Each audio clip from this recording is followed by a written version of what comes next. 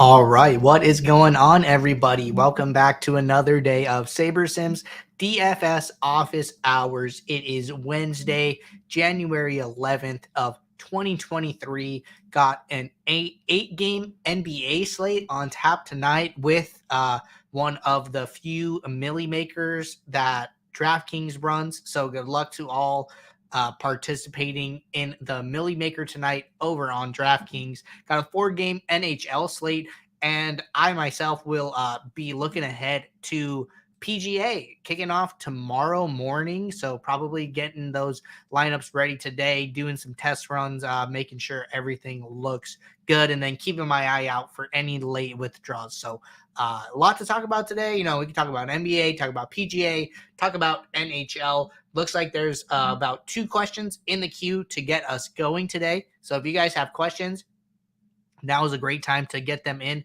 As always, you can post the questions in the office hours channel over in our Discord server. If you're not a member of our Discord, there's a link in the description below to get joined up. A lot of good conversations happening over there each and every day, especially today. If you are in the channel, jump in the NBA channel. A lot of discussion around, narratives and modeling narratives, and a lot of good back and forth, a healthy conversation going on over there. So that's always a fun one to jump in and get your 2 cents, get some feedback from what other players think as well. So highly recommend joining the Discord if you are not a part of it. If you're just tuning in, have questions, throw them in the live YouTube chat. We will get to everything before the end of the show. Promise you guys that. That being said, let me get SaberSim pulled up here, and we will jump right into our first few questions to get us kicked off here. One thing I did want to note really quickly is that we are now utilizing the events feature over in the Discord. So if you are in our Discord, and I'm going to pull that up really quickly right here on stream, this is our Discord. There is this new events up in the top left, and it says, happening now, DFS office hours. You can just click on the event details, and it'll give you the stream link, or you can just click the stream link, and it will navigate you right over to this stream over on YouTube. So just a new cool feature that we added, allows people who are in the Discord to know that we are going live, and you can see, all the scheduled streams we have for the week. Should be a good one when we start to do we have pop-up streams here and there. We have office hours Monday through Friday, 2 p.m. Eastern, but should also be fun when we do live behind the Sims or interview streams that Jordan does, with like the models team that was randomly last week prior to PGA kicking off. So just a good feature for you guys to take advantage of and be aware of. So just wanted to call that out. Make sure everybody is aware of that, which we will be utilizing regularly. All right. First question here from M. Dumbluski. And the question is, I know the default salaries used to be based on back testing. I noticed they changed a while back. Why was this change implemented to leave so much salary on the table? Yeah, this is a good question. So when we went through our sim diversity change, when we adjusted this, I believe it was sim variance. When we changed this to sim diversity, there were aspects of the back testing that went into sim diversity that led us to decrease min salary. Basically, kind of in a nutshell, the new way sims are bucketed and grouped is a lot better, basically, than the way sim variance worked. And it has in our testing with like no min salary has led to really good lineups, even with that threshold gone. So that is why we decreased it to give the builder more flexibility on a night to night basis. It's not going to, give you a bunch of min salary lineups, but it is going to be able to better account for, I think, like last night's NBA slate is a great example, right? If we hover back to yesterday, especially over on DraftKings, there was so much value, right? There was just a ton of great value. Not all of it got there. We can see like Orlando Robinson, 15 actual points with a projection of 33. Dwayne Washington did pretty well. Nerlens Noel did okay. So not all the value got there, unfortunately, but there was like a ton of min price guys who saw a lot of minutes, right? So when min salary is higher, I think that the slate context and the slate dynamics are changing on a night to night basis, right? But these defaults are not. So the best thing that we can do is to decrease this min salary to allow for those times where a lower salary build is more viable, right? But with the way sim diversity is working now, if you run a build at zero min salary, and like we could try this, right? Let's decrease min salary to zero, and then let's run a build. Like I am very certain that we are still going to see very strong lineups, and I'm going to build 5,000 lineups just so we can get a bigger sample size of this. But that is why it basically comes down to we trust sim diversity so much that we want to allow for lower salary builds to be built when they're viable, right? I think last night, that was kind of a note I made on my own cheat sheet that, lower salary builds might be viable on a night where there is so much value, right? So that's really what it comes down to. M. Bluesky, you could always run tests and check this out, right? We're gonna look at the top lineups here. We built this with zero min salary. I believe if you hover, you used to be able to like hover and see what the settings were, or it's up here actually. So you can hover up here. It'll show you some of the context. It looks like it does not show you salary, unfortunately, but we did build this at zero min salary.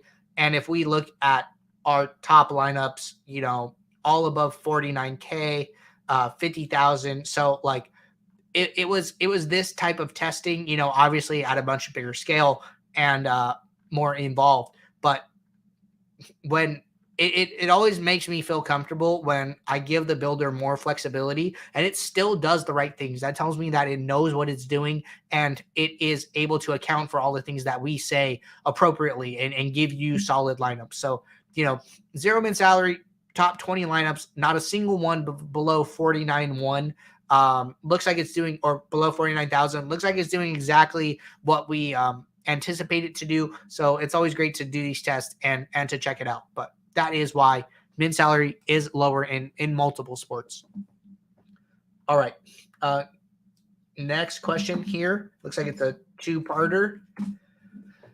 Question says, in cash games, should you use varying lineups per contest or stick with the top saber score in every lineup? And then follow-up question was, just want to get this one over here too. We'll answer them together. Follow-up is, what is the default min salary on DK? I think I changed it and not sure what it was. Okay, so if you change the salary, right? I'm going to answer this first part first. You just change your settings back to whatever it was, and then it will revert back. That is for GPPs. If you're playing cash, the min salary is going to be zero. Basically, you don't want any restrictions that is going to prevent you from getting the highest projected lineup built, right?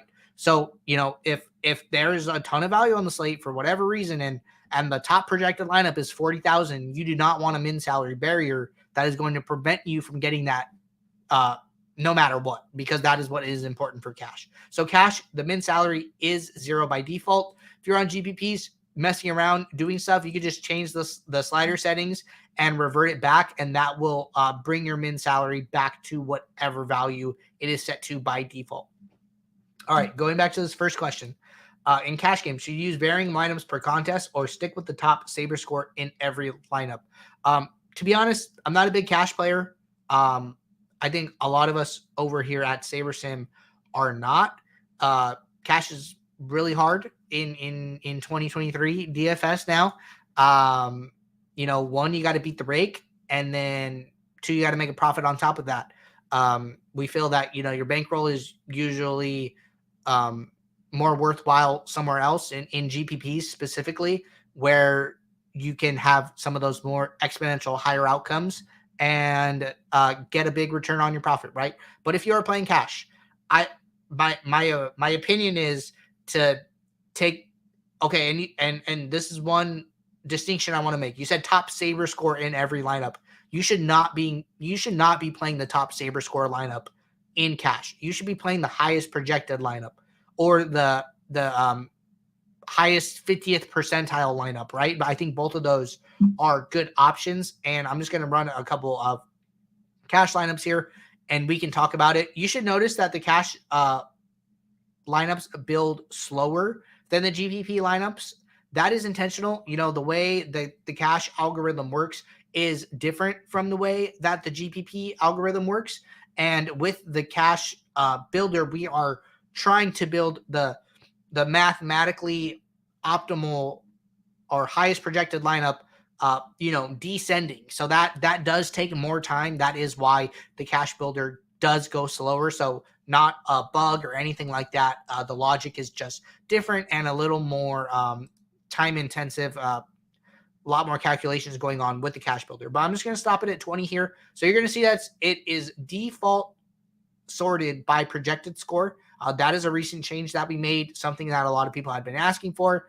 For GPPs, it is default saber score, but for cash, it is default projected score. I think projected score is fine. I also think that 50th percentile is fine as well. If you don't feel strongly about it, I would just stick with the default. But should you play the top lineup in every contest? I think it depends, how much money you're playing, how much of your action is in cash. I mean, in theory, you should play this top lineup in every single contest because that is the top projected score lineup. This lineup is almost 2 projected points lower than this top one. So, you can't really sacrifice projected points in cash. So I would probably just play this top lineup in every cash contest and then manage the amount of money you're risking, in that one lineup, right? How much money is invested in a single lineup? That is something that you should think about when entering cash contests. But I think best practice, play the top lineup, manage the amount of money you are risking with that one lineup. I think that's best practice. Not a cash guy myself, so if there's any cash sharks out there who have an opinion, would be happy to hear it. All right. And then had some feedback right here. Said awesome, thanks Andrew. Just curious. Happy to do my best. And then next question here from GM33. I see Grayson in the YouTube chat. Grayson, I will jump over and answer your question after I am through with the Discord questions. This is our last Discord question. Guys, have any questions? Now is a great time to get them in, as always.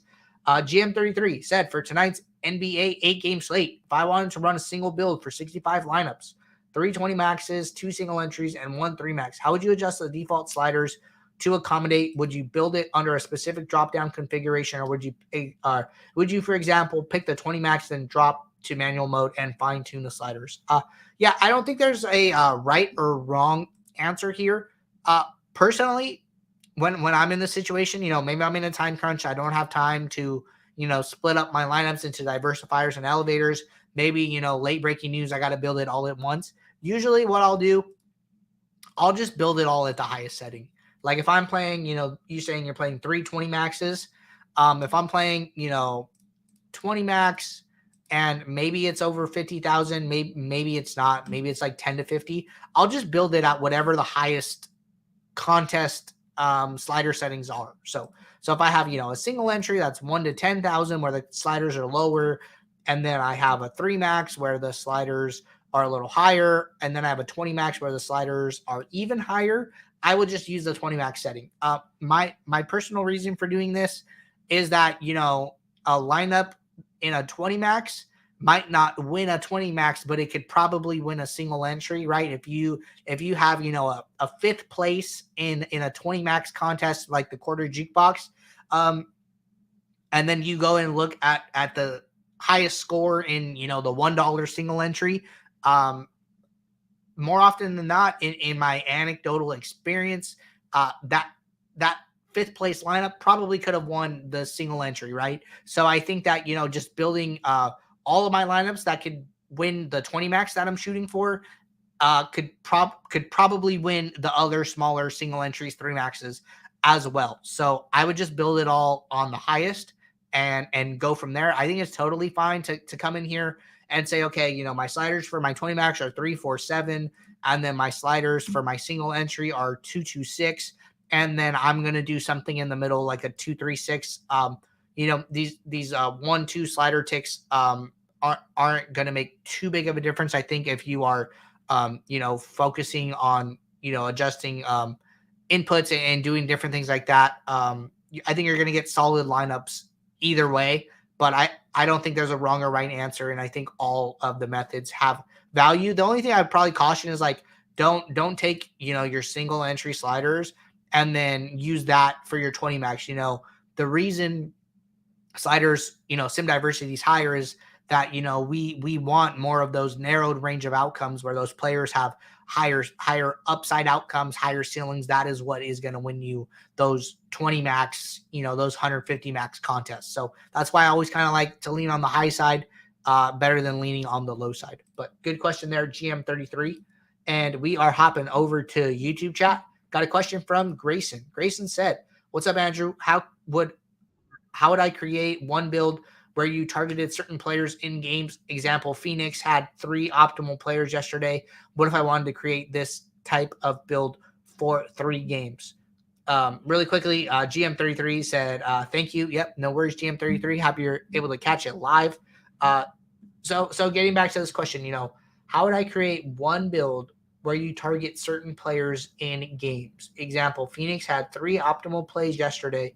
What if I wanted to create this type of build for 3 games? So what I would do is that, it sounds like you have like kind of like a core or a group of players that you want to target. We're going to use yesterday as an example. Again, I think yesterday was a good slate. Maybe you say, I want to target the value players on Phoenix, on Miami, and on Detroit. I think those were like the 3 big kind of value spots yesterday, which we can see right here, sorting descending value, Miami, Detroit, Phoenix, multiple players over 6 value, over 7 value, right?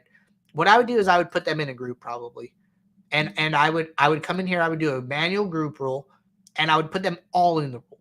And then I would say, use at least, I don't know, use at least 4, use at least 5, maybe 4. Maybe 5, where you can get like probably some of each team. And then I would, and this is not something I like really suggest, but if you are looking for something like that, where you just want to make sure that you get these guys in your lineup, maybe you want to grab all the guys over 6 value from each of these teams and make sure that they get into your lineup, right? So I'm going to take the guys that all got 6 value from these 3 teams, see how many of them there are, and then kind of go from there. So that gives us 15 players. Maybe I'm saying, use at least 4 of them. That way, at least I know that on DraftKings there are 8 players in an NBA lineup. So half of your lineup is going to be from these value guys. I think you're going to get them right off the bat anyways. But, if I wanted to create a rule that way, I just know that it's in there. I would do something along these lines to make sure that they got in there. You're giving the builder some flexibility with 15 players. I think that is kind of a key takeaway, is you're not being too stringent on which players get into the lineup, but you are making sure from this small cohort of players, I am using at least 4. And I think by default, the builder is going to use a lot of these players, but nevertheless, you can make sure that happens with a manual group rule. And then, I just turned the rule off, as like a test. What I want to do is I just want to run 500 lineups really quickly. And then let's look at, what some of those lineups look like and what some of those values look like. So we're going to run 500 lineups here. Let these lineups load. If I were to come over here on the right, I'm pretty sure I can add value in here. No, I can't. All right. Unfortunate. Take a note of those guys that we were talking about, right? These value guys. So like this one, we got Robinson, we got Washington, and we have Diallo. So that's already 3 guys right there over that 6 value threshold that we talked about, right? And then you go down. We got Gabe Vincent. We got Dwayne Washington. We got Damian Lee. Uh, that's and we got Orlando Robinson. That's 4, right? So I mean, I don't think you have to. My kind of point by doing this, and we could go down and keep doing this. But really, like, the point I'm trying to make is that SaberSim understands that you know these players are good plays, right? Like, these guys are good plays. A point per dollar gonna get you a lot of points and save you salary that you can go spend on guys, like Luka, like Kawhi, and Nurkic. Like, all these guys did really good, right? This is a max salary build, so it is gonna work in those guys at a good rate. You, group roles are fine. The way I try to build is let the builder be a little more organic and kind of spot check some of these things in the post build, just like we're doing now. Maybe you come in and you check, your 5 stacks. You check your 4 stacks. Who are we 4 stacking? Oh, Miami and Phoenix. Oh, those are our value teams. So, like, I'm totally fine with that, right? This goes back to something we talked about yesterday with setting a rule to allow no more than 3 players into your lineup. But maybe you do want to allow 4 for Phoenix and Miami in these rare spots, right? So I think that, I tend to advise try and stay away from hard and fast rules and allow the builder to put in certain combinations at the rate that it sees fit, and then spot check those things in the post build. And I've personally found that the builder is doing exactly what I want in those scenarios. So I've been very happy with it. I would encourage you guys to, if you have an idea or something that you don't like in your lineups or you want in your lineups, see if SaberSim is giving that to you. And if it is, great. Don't set a rule. And if it's not, then maybe set your rule and go from there. So just some food for thought for you guys there. Looking here, that is our last question in the Discord and the YouTube chat. Stay on the lookout for some content coming out. Jordan and I are going to be working on some videos behind the scenes that we are pretty excited about. So, kind of don't want to give too many details, but looking forward to that content and any feedback you guys have there. But that being said, got a question right here from HC. Hey, Andrew, how important do you feel is late swap if you do minimal changes to your builds? HC, I think late swap is very important. And mostly because even if you are not doing changes on the home screen, whatever it may be, like the model is, right? The Sims are, we are. What you see at lock could be very different from what happens after lock. I think some things that happened yesterday was, Torrey Craig and Landry Shamet. I hope I pronounced his name right. I think Shamet was ruled out and then Craig was ruled in for Phoenix, right? That affects, who's going to play on Phoenix, right? Somebody has to move up and start. Somebody has to get extra minutes off of the bench. If you're not taking advantage of those things, you're giving up a lot of edge in NBA just because those players aren't in your lineup. Maybe you're only playing like a handful of lineups, right? You're like, oh, I don't have any of that player, so I'm not going to worry about it. That is opening up extra minutes for lower salary players. And by not swapping, you are sacrificing those value plays that would allow you to swap onto a better play. Maybe you are playing, LaMelo Ball and then value opens up on maybe LaMelo Ball's in your single entry, right? And then value opens up on Miami, but you're like, I don't have any Miami. I'm not going to swap. But if you did swap, you would get a Miami player in your lineup. And then now you could take that extra salary that you saved and then go and play somebody like Luka, who did really well last night, right? So that is like the situation why late swap is important. It'll allow you to get more projected points and then use that salary elsewhere. So would always recommend late swapping. If you're not interested in late swapping, play some of these turbos, play some of the night slates, play some of the showdowns. Like there's a lot of good action in these in these slates, right? There's a lot of action under that $3 threshold where the Sharks can't play.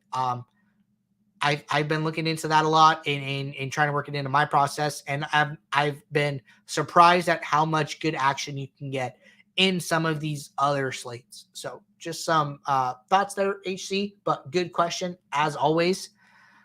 That being said, if you guys have questions about, PGA, NBA, NHL, you guys can throw those in the chat. If anybody tunes in, late, has a question on their mind or throughout the day as they're building, throw it in the Office Hours channel. We will get to it on tomorrow's show, and that will give us a queue of questions to get started with. But until tomorrow, good luck in your contest. You guys need anything, team is always around in Discord, and I will see you then. Take care.